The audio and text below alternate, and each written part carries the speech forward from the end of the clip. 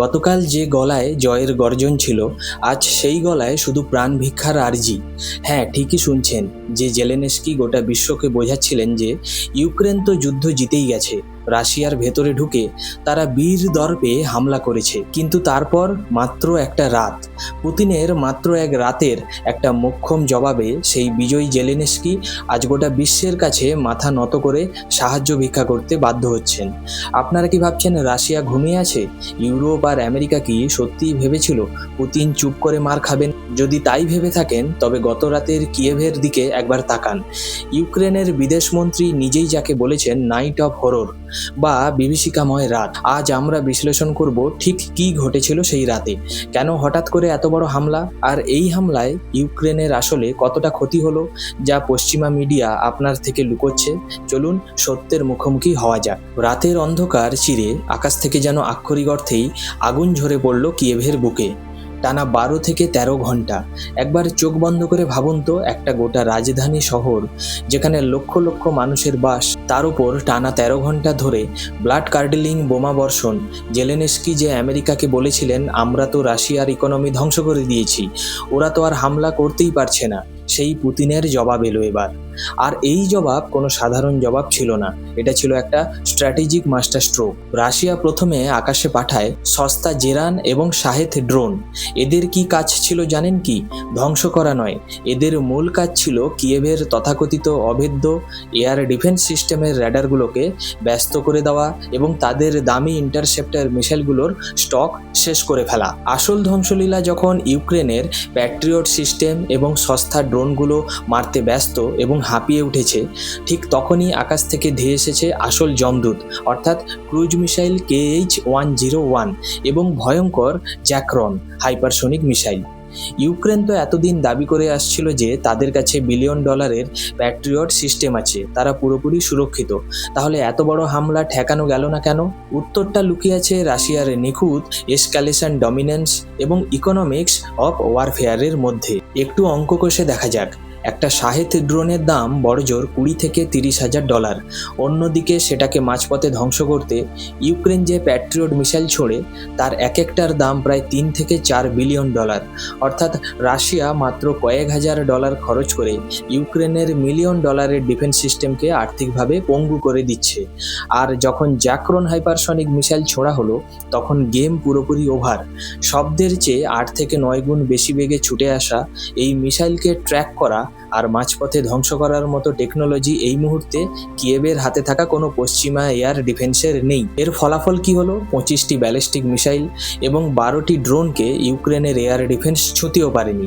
এগুলো কিয়েভের আকাশ প্রতিরক্ষা ভেদ করে সরাসরি গিয়ে তাদের আসল টার্গেট ইউক্রেনের মিলিটারি এবং ইন্টেলিজেন্স হাবগুলোতে নিখুঁতভাবে আঘাত হেনেছে। পশ্চিমা বিশ্ব ভেবেছিল তারা কয়েকটা প্যাট্রিয়ট ব্যাটারি দিয়ে রাশিয়ার আকাশপথের আধিপত্য কেড়ে নেবে, কিন্তু পুতিন এক রাতেই দেখিয়ে দিলেন যখন রাশিয়া তার আধুনিক মিসাইল আর সস্তা ড্রোনের এই ডেডলি কম্বিনেশন ব্যবহার করে তখন পশ্চিমা টেকনোলজি স্রেফ দর্শকের ভূমিকায় দাঁড়িয়ে থাকা ছাড়া আর কিছুই করতে পারে না। এবার আসি আসল কথায়। আপনারা হয়তো ভাবছেন এতদিন তো যুদ্ধ একটা নির্দিষ্ট ফ্রন্ট লাইনে আটকে ছিল, তাহলে হঠাৎ করে রাশিয়া কেন এত এগ্রেসিভ হয়ে উঠল? কেন এক রাতে কিয়েভের ওপর এই প্রলয় নেমে এলো? এর পেছনে গল্পটা বুঝতে হলে আমাদের একটু ফ্ল্যাশব্যাকে যেতে হবে, কারণ এই ধ্বংসলীলার বীজ বপন করেছিল খোদ ইউক্রেনই। তারা এমন একটা মারাত্মক ভুল চাল চেলেছিল যার মাসুল আজ কিয়েভকে কড়াই গন্ডায় চোকাতে হচ্ছে। কি ছিল সেই ভুল চাল? আসুন একটু ডিপ ডাইভে বিশ্লেষণ করি। গত কয়েক মাস ধরে ইউক্রেন তাদের যুদ্ধ কৌশল পুরোপুরি বদলে ফেলেছিল। তারা ফ্রন্ট লাইনে সুবিধা করতে না পেরে সরাসরি রাশিয়ার একদম ভেতরের অংশে আঘাত হানতে শুরু করে। তাদের প্রধান অস্ত্র ছিল ফ্লেমিঙ্গো ক্রুজ মিসাইল এবং নিজেদের তৈরি কিছু লং রেঞ্জ সুইসাইড ড্রোনও। আর টার্গেট কি ছিল? রাশিয়ার অর্থনীতির লাইফলাইন, তাদের এনার্জি ইনফ্রাস্ট্রাকচার বা তৈল শোধনাগারগুলো। তেলের রাজনীতি এবং রাশিয়ার ইগোতে আঘাত হয়েছে এতে। ব্যাপারটা ঠিক কতটা ভয়াবহ পর্যায়ে পৌঁছেছিল শুনলে আপনি চমকে যাবেন। বিশ্বের অন্যতম বৃহৎ তেল উৎপাদনকারী দেশ হলো রাশিয়া, যাদের তেলের ওপর ইউরোপ একসময় নির্ভরশীল ছিল।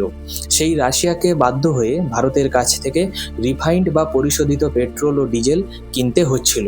হ্যাঁ, ঠিকই শুনছেন, পরিস্থিতি এতটাই হাস্যকর অথচ রাশিয়ার জন্য অপমানজনক হয়ে দাঁড়িয়েছিল যে রাশিয়া তাদের কাঁচা তেল ভারতে পাঠাচ্ছিল, আর ভারত রিফাইনারিগুলো সেটাকে পরিশোধন করে পেট্রোল ডিজেল বানিয়ে পুনরায় রাশিয়ায় বিক্রি করছিল। কিন্তু কেন? কারণ ইউক্রেনের নিখুঁত ড্রোন হামলায় রাশিয়ার নিজস্ব রিফাইনারিগুলোর একটা বড় অংশ সাময়িকভাবে অকেজ হয়ে পড়েছিল। তারা নিজেদের প্রতিদিনের জ্বালানির চাহিদা মেটাতে পারছিল না। এটা ছিল পুতিনের ইগোতে সরাসরি এক প্রচণ্ড চপেটাঘাত। কিন্তু ইউক্রেন শুধু তৈল শোধনাগারেই থামেননি। তারা এমন একটা জায়গায় হাত দিয়েছিল যেটা রাশিয়ার জন্য ছিল রেড লাইন। ইউক্রেন সরাসরি আঘাত হানে রাশিয়ার টাইটান ব্যারিকেডি প্ল্যান্টের মতো অতি গুরুত্বপূর্ণ মিলিটারি কমপ্লেক্সে। আপনারা হয়তো ভাবছেন এই প্ল্যান্টটা কি?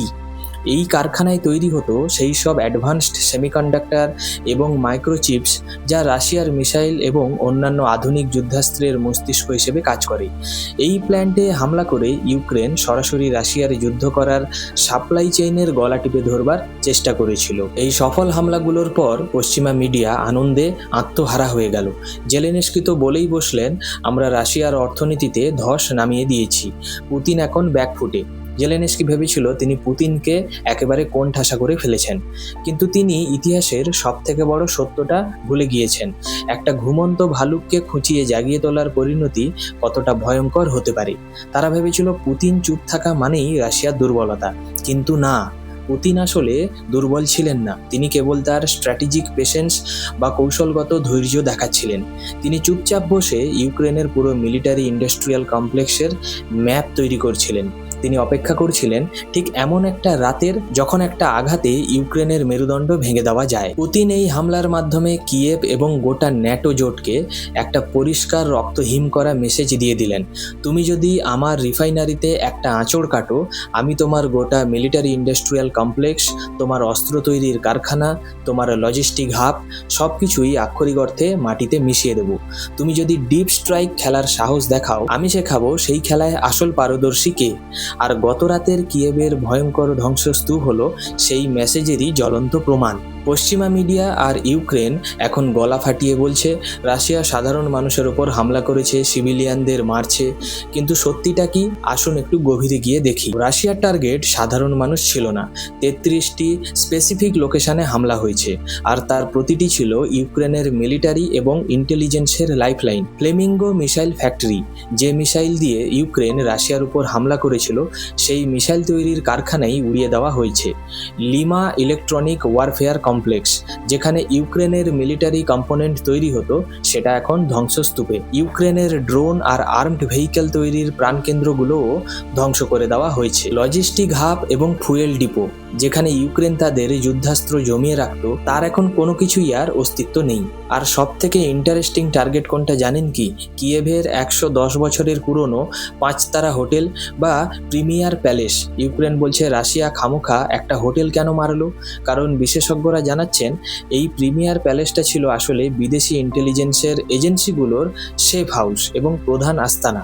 ইউক্রেন তো একা লড়ছে না, পেছন থেকে পশ্চিমা গুপ্তচরেরা যে কলকাঠি নাড়ছে, পুতিন সরাসরি সেই স্নায়ু কেন্দ্রে আঘাত করেছেন। এই হামলার ঠিক আগে জেলেনস্কি কোথায় ছিল জানেন? আয়ারল্যান্ডের ডাবলিনে। ইউরোপের দেশে দেশে ঘুরে তিনি ইউক্রেনকে ইউরোপিয়ান ইউনিয়নে ঢোকানোর তদারকি করছিলেন। কিন্তু হামলার প্রায় 15 ঘন্টার আগে যখন স্যাটেলাইট ইমেজারিতে ধরা পড়ল যে রাশিয়ার স্ট্র্যাটেজিক বম্বারগুলো পজিশন নিচ্ছে, তখন সবকিছু ফেলে সোজা দৌড়ে ফিরে আসেন জেলেনস্কি। আর কিয়েভে ফিরে তিনি কি করলেন? যে মানুষটা কাল পর্যন্ত বলেছিল রাশিয়া হেরে গেছে, সে আজ টুইটারে লম্বা পোস্ট লিখে ইউরোপ আর আমেরিকার কাছে ভিক্ষে চাইছে।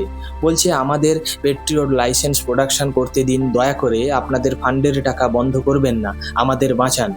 এক রাতের হামলায় মোমেন্টাম কিভাবে ঘুরে যায়, এটা তার সবথেকে বড় প্রমাণ। একটা প্রবাদ আছে, ইতিহাস থেকে মানুষ কেবল একটাই শিক্ষা নেয়, যেটা হলো মানুষ ইতিহাস থেকে কোনো শিক্ষা নেয় না।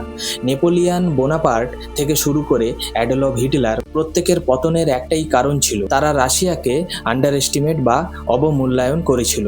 আজ ইউরোপ আর আমেরিকা ঠিক একই ভুল করছে। তারা ভাবছে ইউক্রেনকে অস্ত্র দিয়েই রাশিয়ার পতন হবে।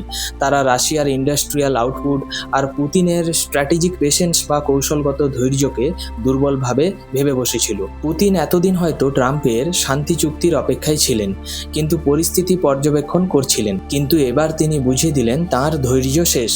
এসকালেশন ডমিনেন্স কার হাতে সেটা গোটা বিশ্বকে দেখিয়ে দিল মস্কো। বন্ধুরা, এই যুদ্ধ আর শুধু ইউক্রেন আর রাশিয়ার মধ্যে সীমাবদ্ধ নেই। এটা এখন একটা সাইকোলজিক্যাল আর টেকনোলজিক্যাল ওয়ারফেয়ারে পরিণত হয়েছে। জেলেনস্কিকে এখন দুবার ভাবতে হবে রাশিয়ার মাটিতে ড্রোন পাঠানোর আগে, কারণ তিনি বুঝে গেছেন তিনি যদি একটা ঢিল ছোড়েন, পুতিন তার জবাবে আস্ত পাহাড় ধসিয়ে দেবে। ইউরোপ যদি এখনও রাশিয়াকে আন্ডার এস্টিমেট করতে থাকে, তবে এই মিসক্যালকুলেশনের মূল্য শুধু ইউক্রেনকে নয়, গোটা বিশ্বকে চোকাতে হতে পারে।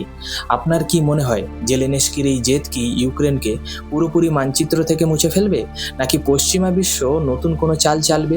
কমেন্ট করে আপনার মতামত অবশ্যই জানাবেন। বিশ্লেষণটি ভালো লাগলে লাইক করুন, শেয়ার করুন, আর চ্যানেলটি সাবস্ক্রাইব করে বেল আইকনটি চেপে দিন। দেখা হবে পরের ভিডিওতে নতুন কোনো বিস্ফোরক সত্যের সাথে। ততক্ষণের জন্য সতর্ক থাকুন। জয় হিন্দ, বন্দে মাতরম।